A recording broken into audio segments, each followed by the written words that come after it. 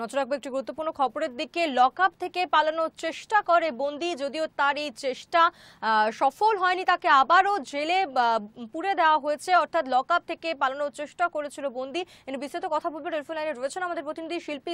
শিল্পী, বিস্তারিত জানবো তোমার কাছ থেকে বিষয়।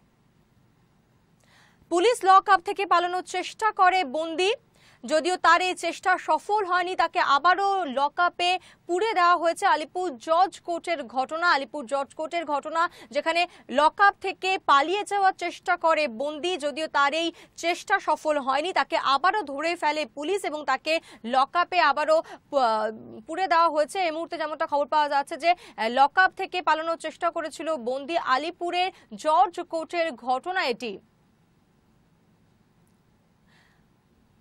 পুলিশ কর্মীদের তৎপরতায় আবারও সেই বন্দীকে আটক করা হয়, তাকে আবারও বন্দী করা হয় লকআপে। আলিপুর জজ কোর্টের ঘটনা, যেখানে এক বন্দী পালিয়ে যাওয়ার চেষ্টা করে এবং লকআপ থেকে বেরিয়েও গিয়েছিল সে, যেমনটা খবর পাওয়া যাচ্ছে।